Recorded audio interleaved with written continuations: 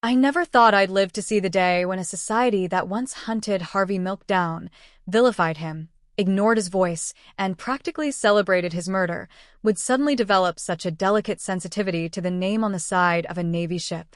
A ship, mind you, that doesn't fire missiles or wage war, but delivers fuel, the lifeblood of a fleet, just like Harvey delivered visibility, voice, and damn hard truth to a system that wanted him silent.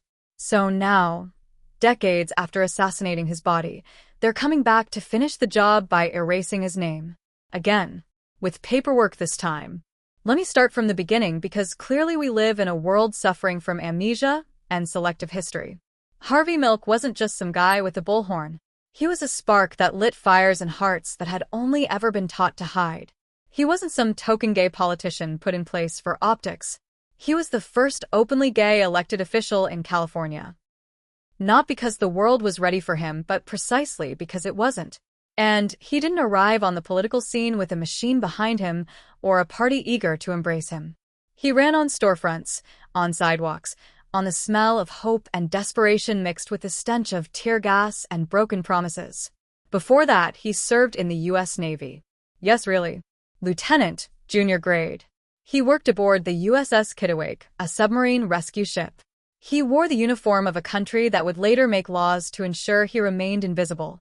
He was honorably discharged, which is more than can be said for the way his legacy is being treated now.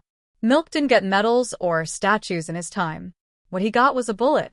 Dan White, the man who murdered Harvey and Mayor George Moscone in 1978, got sympathy. A Twinkie defense. Reduced charges. Less than 5 years behind bars. The justice system nodded along.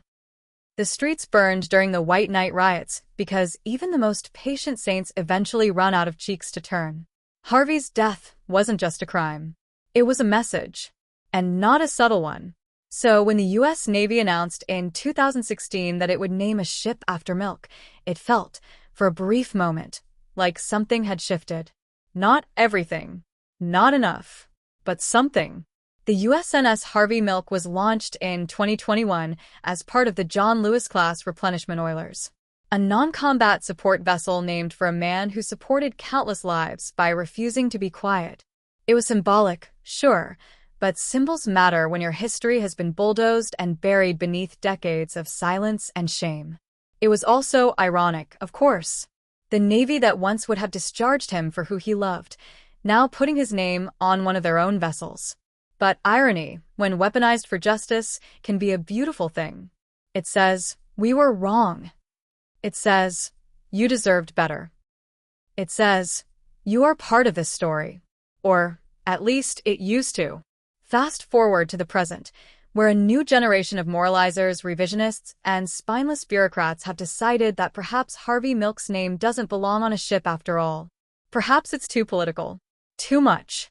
As if erasing the name of a gay man murdered for being visible is somehow more palatable than confronting the reasons he needed to be visible in the first place.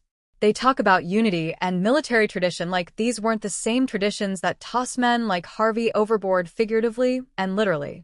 They want neutrality now, of course. Clean hands.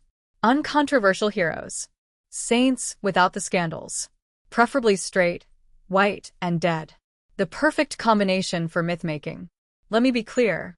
Renaming that ship is not just a bureaucratic decision. It's an act of cowardice. It's an act of violence. Not the kind that leaves blood on the floor, but the kind that leaves history in ruins.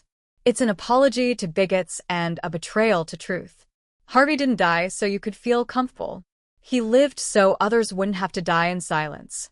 The people proposing this change don't really care about ships or names or historical accuracy. They care about controlling the narrative. They care about rewriting the story in real time. And what better way to revise the past than to take the one gay man whose name was carved into steel and scrub it off like it was a mistake? They'll tell you it's not about his sexuality. Of course not. It's never about that. It's about standards and precedent and avoiding controversy. Funny how controversy only seems to arise when marginalized people demand to be remembered. Funny how no one ever questions the endless list of destroyers and carriers named after warmongers, slaveholders, or presidents who couldn't spell equality without choking on it. Harvey Milk stood for a world that didn't exist yet. He stood for a time when two men could love each other without losing their jobs, their families, or their lives. He stood for visibility in a society addicted to erasure. And now, decades later, those who inherit the systems that failed him want to file his name under too difficult. As if inclusion is an inconvenience. As if legacy is a liability. What are they so afraid of? That a sailor might ask who Harvey Milk was and get an answer that includes the word gay? That some teenager might Google him and learn that courage sometimes comes in the form of a soft-spoken man with a megaphone and a fire that never went out? That naming a ship after a gay man might actually save a life one day? But no. That's too much. Better to go back to beige. Back to comfort. Back to the days when history was tidy and heterosexual. We can't have ships sailing the seas reminding people that queer folks exist. That queer folks fight. That queer folks die and that sometimes they get remembered. Not anymore, apparently. Not in this America. Not in this century. The culture wars have no space for nuance. The moment something becomes a symbol of resistance, the sanitizers arrive with their whiteout and their talking points. They want to reclaim the story, which is code for strip it of meaning. Well, not this time. Not without a fight. You don't get to name a ship after Harvey Milk and then unname it because it makes you uncomfortable. You don't get to cash in on his image, quote his speeches, tweet his legacy every June, and then erase him in July. You don't get to wear his smile like a patch while pulling the plug on everything he stood for. This isn't just about a ship. It's about who gets to be remembered and who gets deleted. It's about the comfort of the powerful versus the dignity of the dead. It's about whether or not you think truth should survive political weather. Harvey Milk earned that ship. He earned it with every step he took in hostile streets. With every speech he made to empty rooms. With every vote he fought for from people who thought he was a joke. And let's not forget, the only reason Harvey Milk became a symbol is because he was killed for being himself. This isn't your standard political legacy. This is martyrdom sanitized into iconography, now being shredded by the very system that clapped when he died. So no, I don't want to hear about policy. I don't want to hear about precedents or Navy traditions or bipartisan consensus. I want to hear someone stand up and say the truth, that taking his name off that ship is a spit in the face of history, that it's cowardly, that it's exactly what Harvey Milk warned us about, that society will always try to undo you the moment you become inconvenient. Harvey once said, "Hope will never be silent." But apparently, bureaucracy will. It will whisper, redact, rebrand, and repaint until the ship once named for a man of hope becomes just another ghost ship in a fleet of forgetfulness. And that, my friends, is not neutrality. That is erasure. You want to rename something?